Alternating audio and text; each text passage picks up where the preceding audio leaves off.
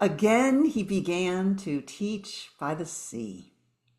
That's how this particular chapter in the Gospel of Mark begins. Again. In case you forgot, I'll remind you again, Jesus says. I see you've become discouraged. I will say it again, Jesus says. You look tired or rejected or worried. Hear me again, Jesus says. Again, he began to teach by the sea. In my mind's eye, Jesus's face has a gentle, loving, patient acceptance of the people that he looks upon. And he begins to teach again with great love.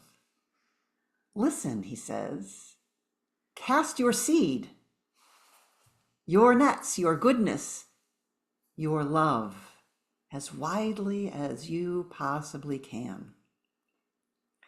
Jesus never doubts for 1 second that there's so much goodness and love in every single one of them and every single one of us, that goodness can be cast far and wide because there's so very much of it. Jesus looks at your face and mine and every single smidgen of creation and says, when I see you, I see that you are exactly what God had in mind when God created you in love. Somehow or other, Jesus manages to convey that the world needs goodness and love, and also at the exact same time, that the world and all of creation is already endowed with an abundance of goodness and love. You and I already have exactly what the world needs. Love and goodness in every inch of you. So cast it far and wide upon the land.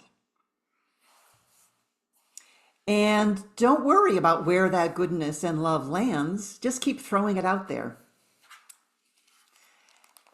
Isaiah 55 says, for as the rain and the snow come down from heaven and do not return there until they've watered the earth, making it bring forth and sprout, giving seed to the sower and bread to the eater, so shall my word be that goes out from my mouth, and it shall not return to me empty, but it shall accomplish that which I purpose, and it shall succeed in the thing for which I sent it.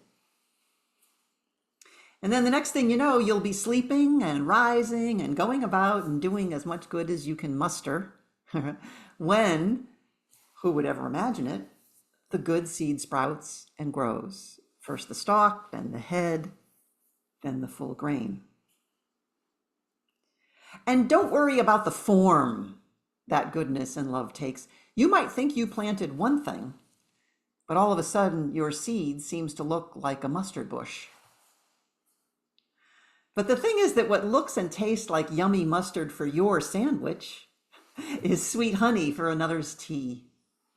And so very much of it too. Also, don't worry about whether you're good enough.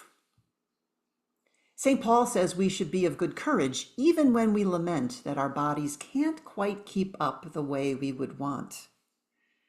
And the psalmist says they shall bear fruit even in old age.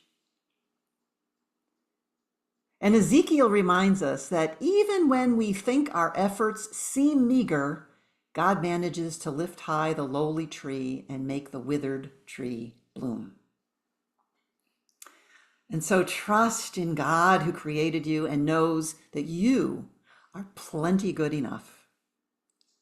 And Jesus who knows you are more than plenty good enough.